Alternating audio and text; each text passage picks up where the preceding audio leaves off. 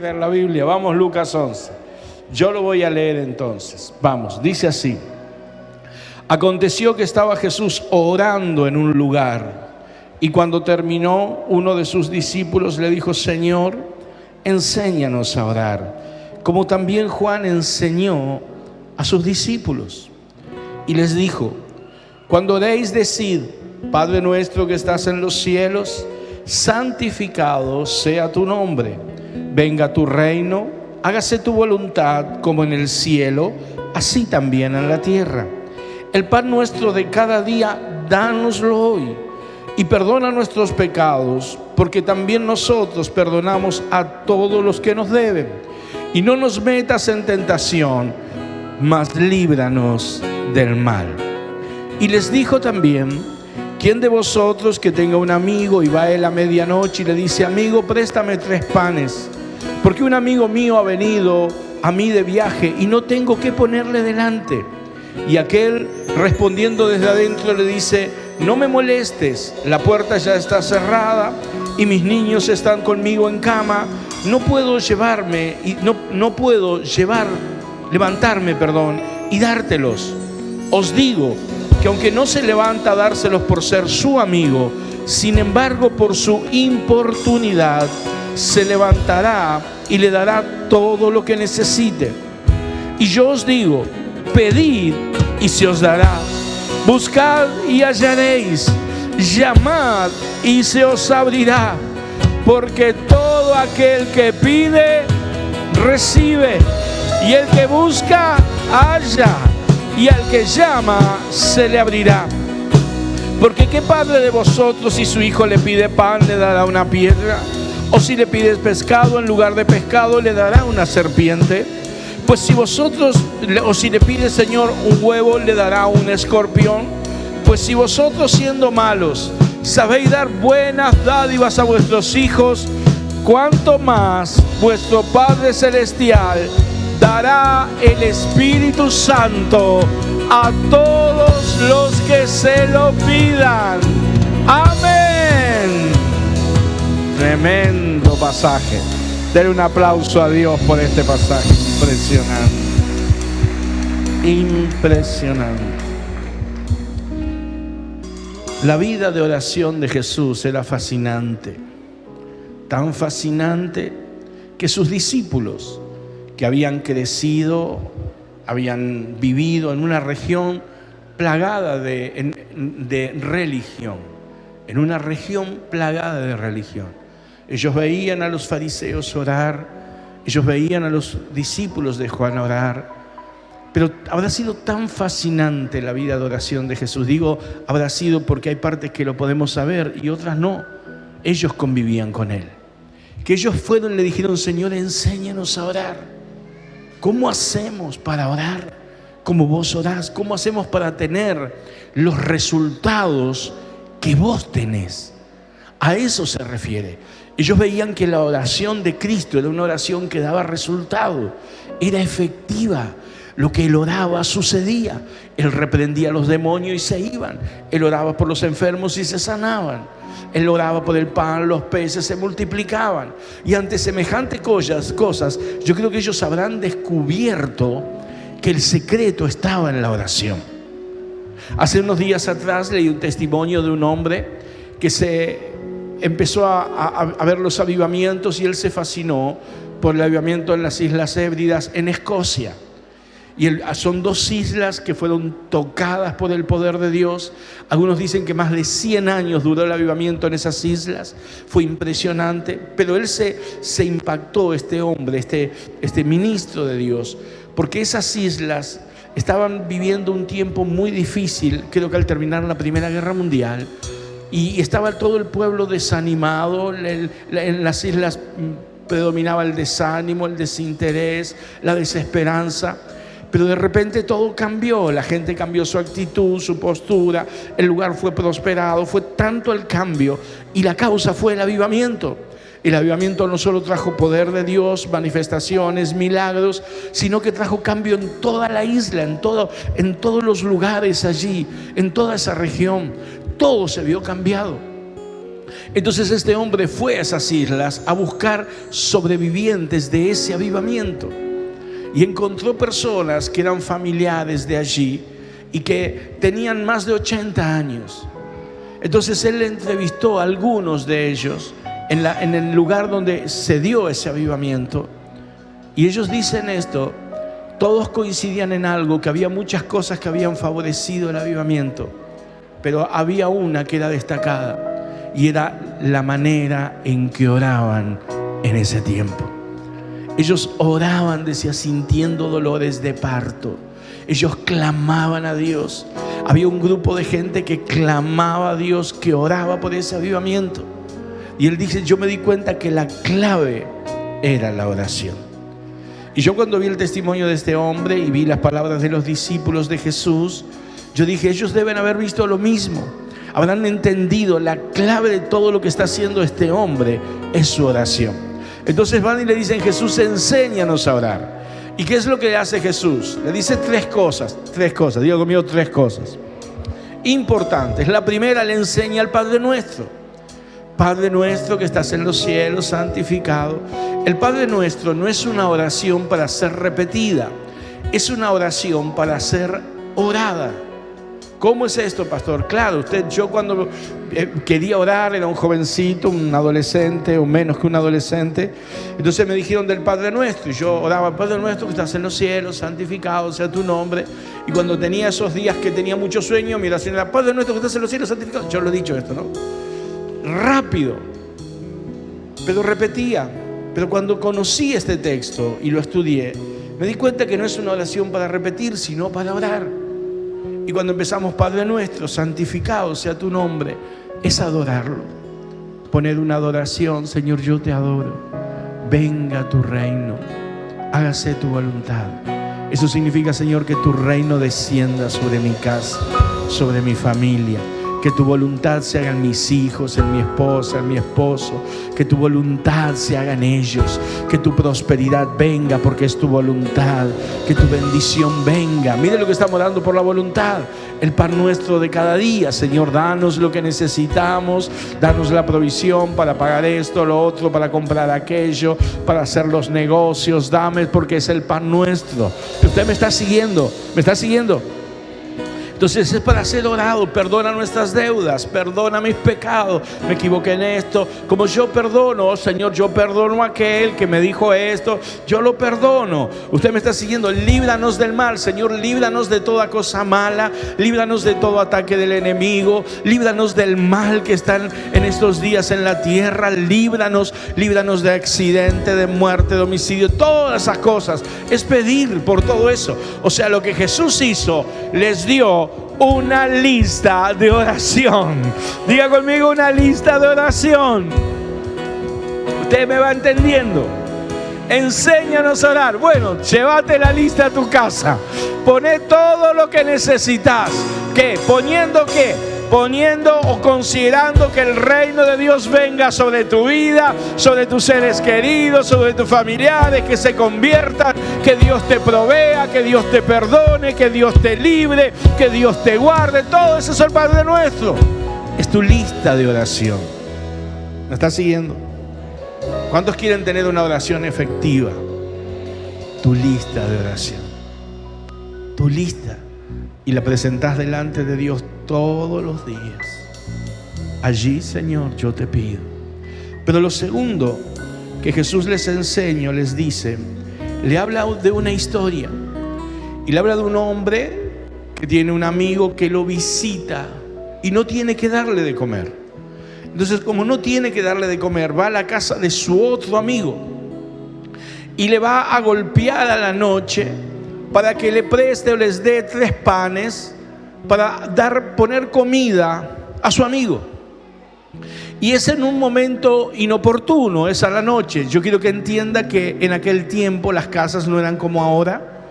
En aquel tiempo dormían todos en una misma habitación generalmente, y muchos hasta guardaban sus animales cerca. Entonces, para levantarse a atender, el que estaba durmiendo tenía que pasar por arriba de todos, por decirlo, para que lo entendamos, molestar a otros.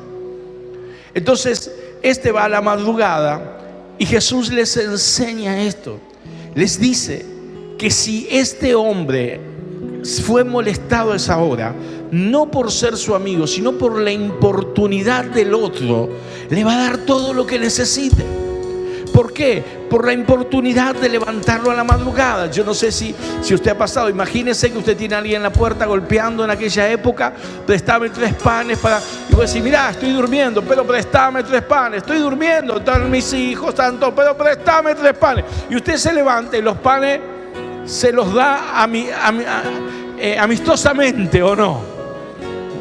Tomá los panes, basta. Jesús dijo, si ustedes hacen eso, ¿cuánto más Dios?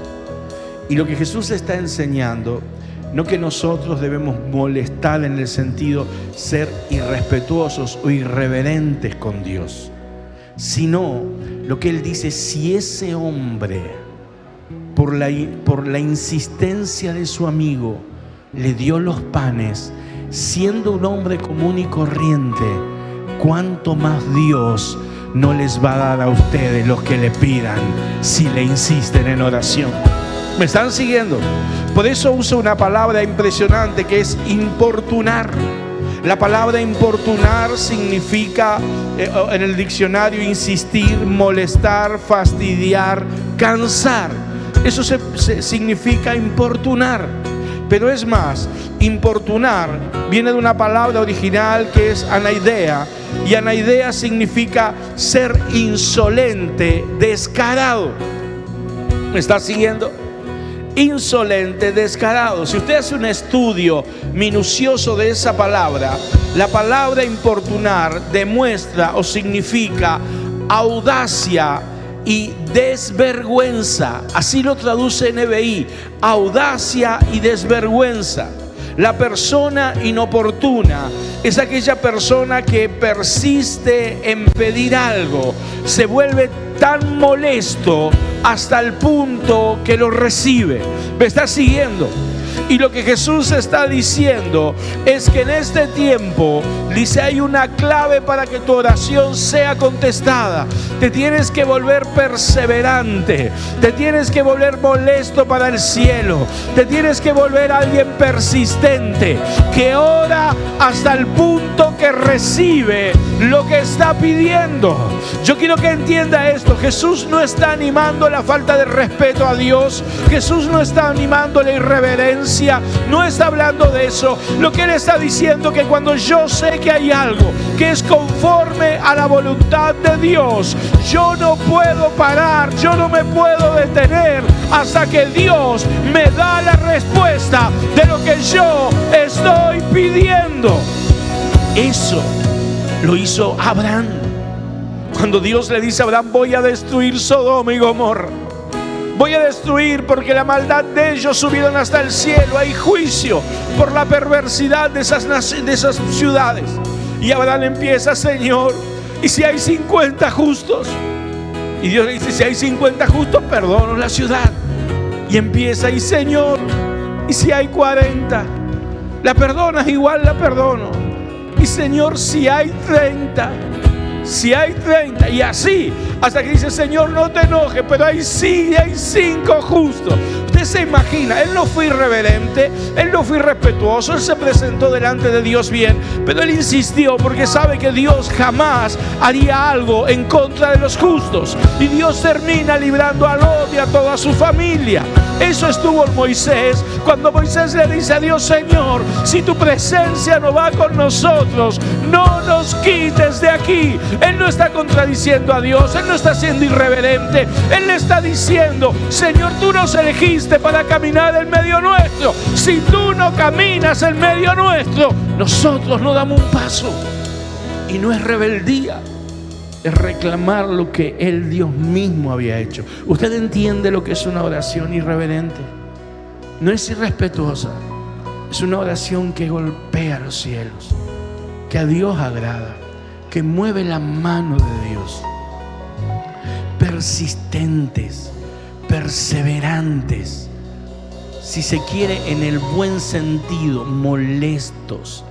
Señor, dame ese monte. Señor, dame ese monte. Señor, dame ese monte. Dios en estos días puso algo delante nuestro, mío y de la pastora, que yo estoy, Señor, dámelo. Señor, dámelo. Y yo le digo, Señor, yo no tengo, yo no puedo, pero tú puedes, dámelo. Dámelo, Señor, y dámelo, Señor, y dámelo, Señor. Ese tipo de oración Dios quiere. Que la iglesia sea perseverante en la oración. Perdóneme, no que sea tibia. ¿Por qué yo insisto con una lista? ¿Sabe por qué? Porque hay muchas oraciones que nosotros le hacemos a Dios en un día de entusiasmo o en un día que nos sentimos fogosos y le oramos por todo, y a los 2 días ya nos olvidamos hasta por lo que estábamos orando. Dígame que no le ha pasado. ¿Cuánto hace que tiene un problema en medio de su casa y no ora por él? Se preocupa, se aflige, se angustia, pero no ora. ¿Cómo Dios le va a contestar si Él contesta la oración? Por eso Jesús dijo, piden y se les dará. Y esas cosas nos pasan. ¿Por qué digo una lista?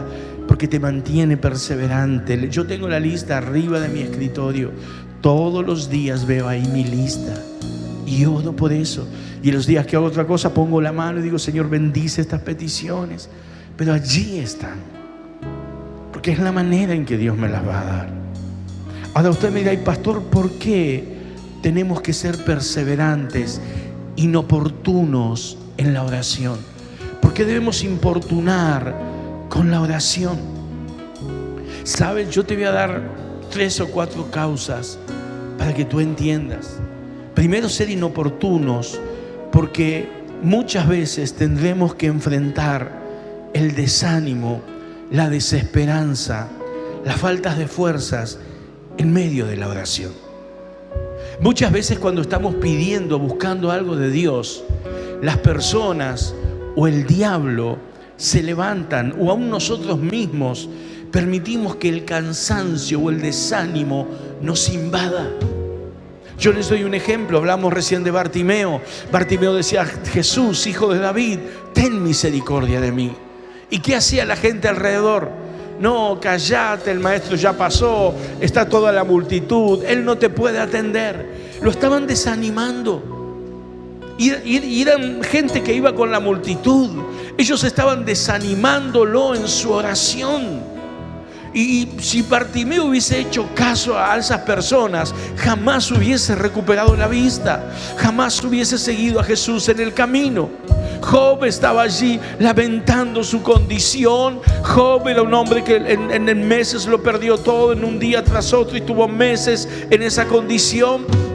Y Job se lamentaba, y Job lamentaba haber nacido. Él decía, ¿para qué nací? ¿Por qué no me morí en el vientre? Y decía todas esas cosas, hasta que Dios le dice, Job, ahora yo te voy a hablar y vos escuchame a mí. Y le dice, Job, delante de quién se expande el desaliento. Y le habla del Leviatán, del diablo. El diablo te desalentó, el diablo te engañó, y vos estás allí desalentado, tirado, no orás, no buscás, y la respuesta está en la oración. Y cuando Job hubo orado por sus amigos, Dios restauró toda su vida. Muchas veces el diablo se levanta y te hace creer que te lo va a dar Dios, que vas a recibir eso. Nunca van a cambiar tus realidades, nunca va a cambiar tu vida, porque hay una lucha en el medio, y la perseverancia hace que yo supere el desánimo. Señor, yo te oro con ánimo, sin ánimo, pero sigo orando. Esa es la clave. A veces nosotros mismos, a causa del tiempo, desmayamos. Abraham, 25 años oró por su hijo.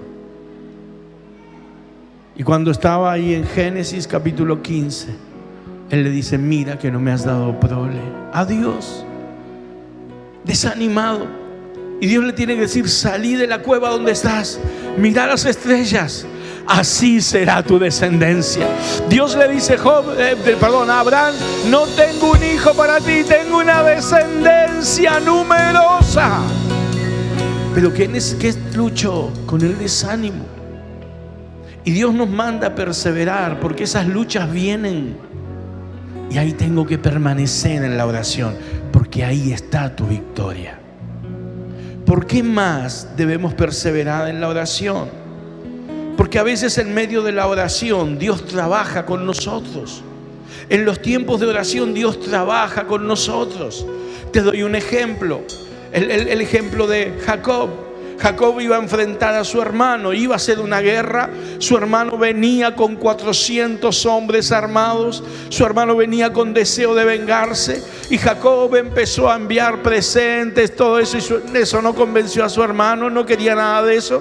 Hasta que él hace algo, él se queda solo y solo empieza a orar. Y dice la Biblia, no seas que con ruego, que con llanto. Y se le presenta el ángel de Dios. Y Jacob le dice, bendíceme. Y el ángel toca su coyuntura aquí en el muslo y lo deja allí sin fuerzas. Pero le dice el ángel, suéltame. Y Jacob le dice, yo no te suelto si no me bendices. Dígame una cosa, ¿usted no cree que Dios podía haberse sacado a Jacob de encima? Pero Dios le dice, suéltame, le da la opción. Y Jacob le dice, yo no te suelto hasta que no me bendigas. Él fue inoportuno, él fue perseverante, él fue alguien descarado con Dios. No te suelto hasta que no me bendigas. Y Dios le dijo, ¿cuál es tu nombre, Jacob? Y él le dijo, no será más tu nombre, Jacob, tu nombre es Israel. ¿Qué es lo que hace Dios ahí? El cambio de nombre significa en la Biblia un cambio de personalidad. Él no le dijo, yo te bendigo con Esaú y te doy la victoria sobre él. Él le dijo, yo te cambio a vos. Y el cambio de Jacob se vio reflejado en que él quedó rengo de una pierna. Y cuando llega delante de su hermano lo abraza, se besan, lloran juntos, restaura la relación. ¿Por qué tuvo que perseverar? Porque en la perseverancia Dios trató con Jacob. No era Esaú, era él el que necesitaba ser bendecido. Hay oraciones que no son contestadas porque Dios necesita tratar con nosotros, tratar con nuestro corazón. Porque hay bendiciones. Mira, yo te digo algo. Yo estaba en el trabajo y estaba teniendo problemas en ese tiempo. Y yo decía, Señor, yo quiero servirte. Yo quiero dedicarme a vos. Yo tenía medio tiempo mi trabajo, medio tiempo el ministerio y compartía todo eso. Y yo tenía unos problemas bárbaros en el trabajo. Se habían levantado cosas. Y yo le decía, Señor, yo quiero servirte. Como anhelo dedicarme completamente a ti. Orar, estudiar la palabra todo el día. Poder hacer toda la tarea pastoral. Y yo estaba en esa oración. Y yo digo, Señor, ¿vos por qué no me contestás esto? Y Dios me habló y me dijo, ¿vos por qué querés servirme todo el día? ¿Porque querés dedicar toda tu vida a mí? ¿O porque querés salir de los problemas que tenés del otro lado? Y yo pensé y dije, Señor, perdóname. Porque yo no quiero servirte así. Yo quiero que mi corazón sea íntegro delante de ti. Y a veces Dios te llama en el mejor tiempo, no en el peor tiempo. En el mejor tiempo. Pero Dios tiene que tratar con cosas en nuestro corazón, nuestra vida. Y si yo no persisto en la oración, Dios no puede hacer eso. Yo necesito ser perseverante, Señor. ¿Y esto por qué no lo recibí? Señor, me falta algo, mostrame. Pero yo te pido esto, yo te pido que lo hagas. Yo te lo pido, la perseverancia es para eso. Y último, quiero decirte, debemos perseverar en oración. Porque perseverando en la oración, porque estamos en medio de una lucha espiritual. Estamos en medio de una lucha espiritual. Decirle al que está a tu lado, estamos en medio de una lucha espiritual. Quiero que me escuches. Mire, Daniel capítulo 10 versículos 2 y 13 dice, entonces me dijo el ángel, Daniel, no temas, porque desde el primer día que dispusiste tu corazón a entender y a humillarte en la presencia de tu Dios, fueron oídas tus palabras, y a causa de tus palabras yo he venido. Mas el príncipe del reino de Persia se me opuso durante 21 días. Daniel le estaba pidiendo algo a Dios. Daniel entró en oración y ayuno. Iban 21 días. Y cuando llega el día 21 se le presenta el ángel. Y le dice: Daniel, desde el primer día fueron oídas tu palabra. Y yo fui enviado. Pero la respuesta tuvo una oposición. El príncipe de Persia, que no era el príncipe del reino de Persia, era una autoridad espiritual. El libro de Efesios dice que nuestra lucha es contra principados, potestades, huestes, gobernadores de las tinieblas. Se me opuso, escuche esto, se me opuso 21 días. La pregunta es, ¿qué hubiese pasado si Daniel en el día 20 dejaba de orar? No hubiese pasado nada, la respuesta no venía, porque en el día 21 la respuesta fue enviada en el primer día, pero en el día 21 se hizo efectiva, porque allí se quebró la resistencia que el enemigo estaba presentando. Iglesia, hay bendiciones que desde el primer día que las pediste ya fueron enviadas. Pero ¿sabes qué? El enemigo presenta resistencia y nosotros en medio del desánimo o en medio de la desesperanza y damos lugar a pensamientos y a cosas y dejamos de orar y no entendemos que estamos en medio de una lucha. Dios nos manda a perseverar porque hay cosas espirituales que se tienen que quebrar.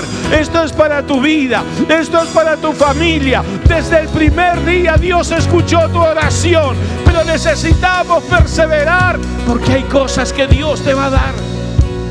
Y te puedo seguir hablando de muchos. Agar, la criada de Abraham, cuando fue echada de su casa y su hijo con ella y se les terminó el agua, y la criada agarra y lleva al nene lejos de ella para decir: yo no lo quiero ver morir. Esa mujer salió de la casa, gastó el agua, caminó, hizo todo hasta que llegó al punto que no había respuesta. ¿Y qué hace? Pone el hijo lejos diciendo: yo no quiero verlo morir. Pero el hijo allá comienza a clamar. El hijo debe haber visto a Abraham clamar mucho y él comienza a clamar y Dios le abre los ojos y le muestra una fuente para beber. A veces la iglesia pasa esto. A veces la iglesia, en lugar de clamar, hacemos todo, nos movemos y vemos cómo el agua se va terminando, cómo las cosas van yendo a peor y somos espectadores. Yo vine a decirte hoy, no es más tiempo de ser espectadores. A veces no entendemos que estamos delante de una lucha espiritual, que el enemigo te está prestando resistencia, que él se opuso para que Dios no haga su obra. Yo vine a decirte hoy, es tiempo de clamar, este es tiempo de empezar a importunar el cielo. Iglesia, este es tiempo de levantarnos. Grábate estas palabras: las batallas y las victorias son tan grandes en ese tiempo que necesitamos que nos levantemos en oración. Este es tiempo de importunar, este es tiempo de clamar, este es tiempo de decirle: Señor, dame mi monte, dame mi bendición. Señor, entrégame las cosas. Y si nosotros, siendo malos, sabemos dar buenas cosas a nuestros hijos, cuánto más Dios no nos va a dar todo lo que le pidamos. Vamos, iglesia, que hay cielos abiertos, hay un cheque en blanco, hay bendiciones. Lo que le pidas, Él te lo va a dar. Pero de corazón tenemos que entender que hemos dejado esto, que no lo hemos practicado. Yo no quiero hacer levantar la mano, pero ¿cuántos están importunando el cielo? ¿Tú me estás siguiendo? Generalmente no importunamos el cielo. Generalmente nos desanimamos, nos olvidamos de las oraciones, peleamos en nuestras fuerzas. Y Dios nos dio un arma, que es la oración. Ahora escucha esto. ¿Qué me llama la atención? Y quiero terminar aquí. ¿Cuánto más vuestro Padre no les dará el Espíritu Santo a todos los que se lo pidan? ¿Por qué Jesús, por qué Lucas escribe esta promesa hablando de la oración? ¿Por qué no lo pone en otro momento? ¿Qué tenía en mente Lucas posiblemente que nosotros no tenemos en mente? Hay un pasaje en el libro de Zacarías, capítulo 10.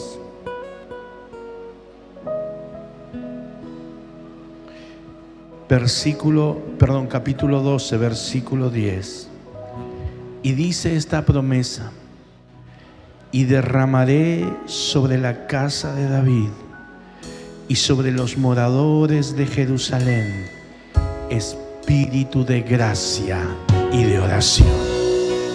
Derramaré sobre Jerusalén, sobre la casa de David, escúcheme bien, espíritu de gracia y espíritu de oración.